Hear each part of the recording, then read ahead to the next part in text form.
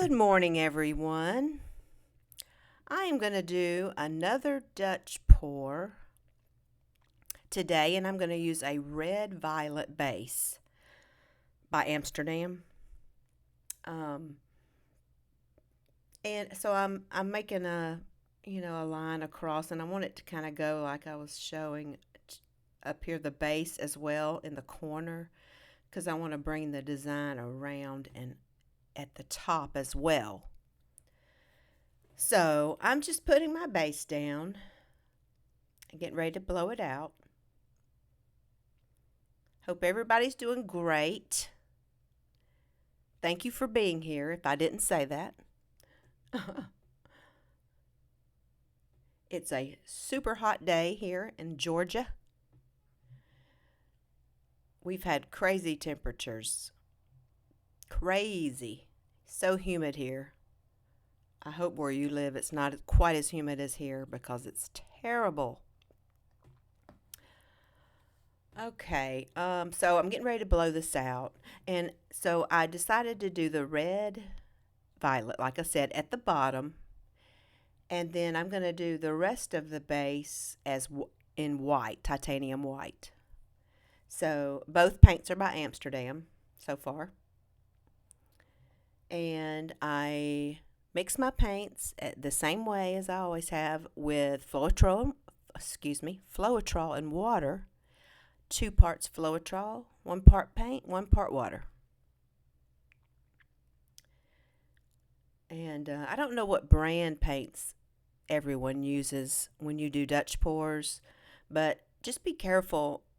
I learned the hard way when I was trying it out, the first times I did it, because there are a lot of paints out there that have extreme amount of cells when you blow it with a hairdryer. And sometimes it just ruins your painting. It's too much.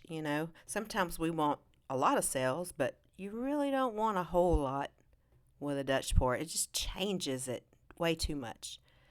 It does for me anyway. Maybe some people like it.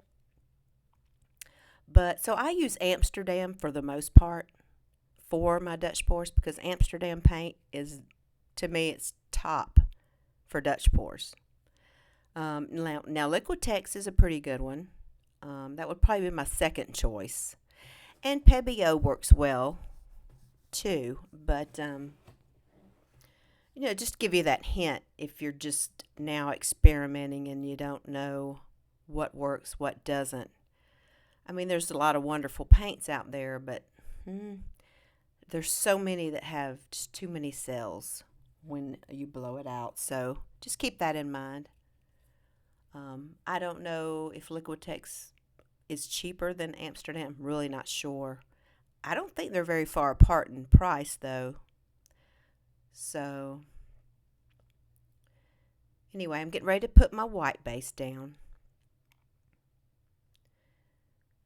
And I'm going to do I think a dark, my next project is going to be like a dark, maybe blue-violet base. I like those dark bases. I think I'll probably put one of those videos out in a day or two. I haven't done it yet, but I've been trying to think of some cool colors I can use.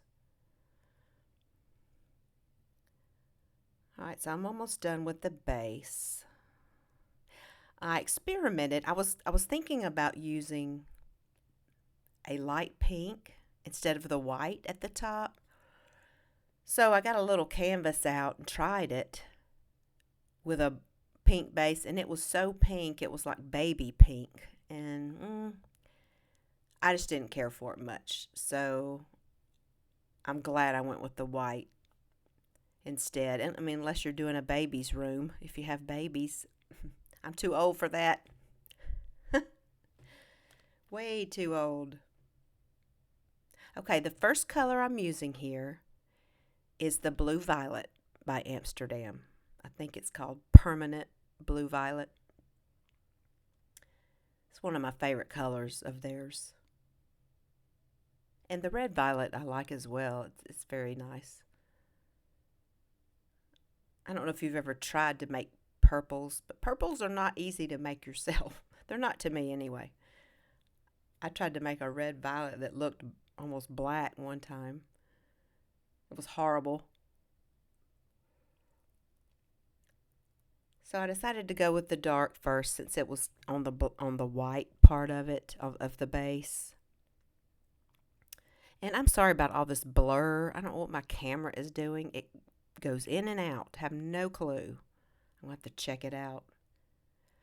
This color here is a color that I combined a couple of colors together. I had a pink, and I apologize, but I really don't know who made it, what brand it was, because I didn't label my bottle.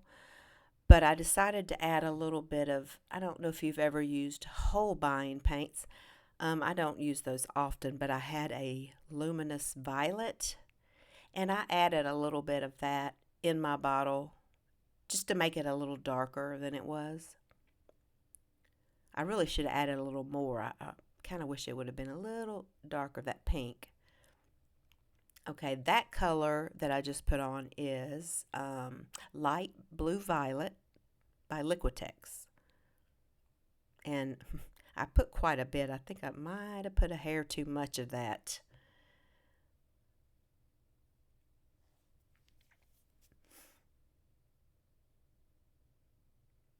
And so I noticed how much of that I put, so I decided to go back and add a line of the blue violet. And I just put a tiny layer of the red violet over the top of it.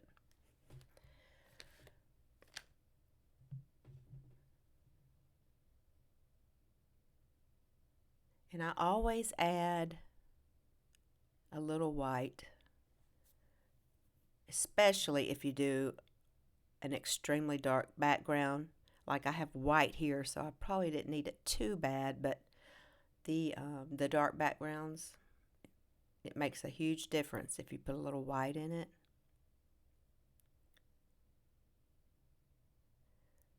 So I'm just adding some of the base layer around so it'll blow easy. It'll flow better. I know some people don't do that, but I find it, I mean, to me, it helps a lot.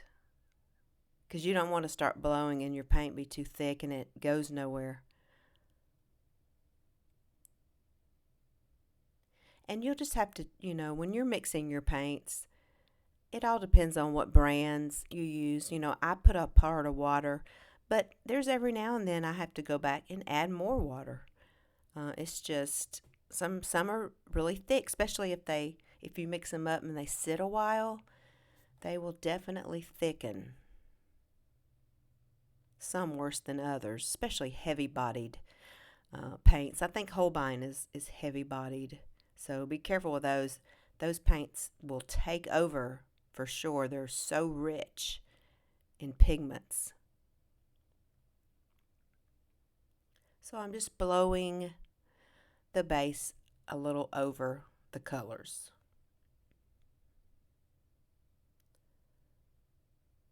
Then I'll start blowing it out.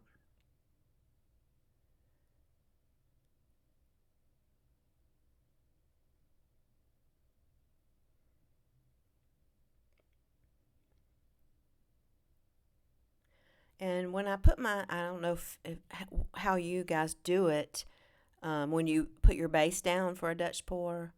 I always blow mine out on high speed. And then when I do my design, I use the low speed.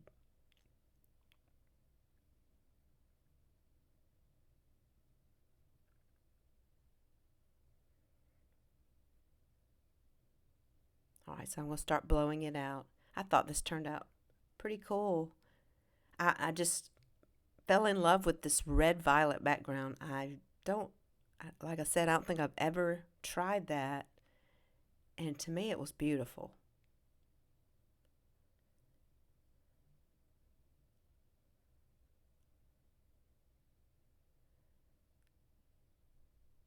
And I kind of like the way the design goes around at the top. thought that turned out pretty cool. So I hope y'all like it. I am going to fidget with it. I always do. I pick at it for 30 minutes probably sometimes. And sometimes I'll just use my finger and I'll just drag it along the design and make little designs like I'm doing there.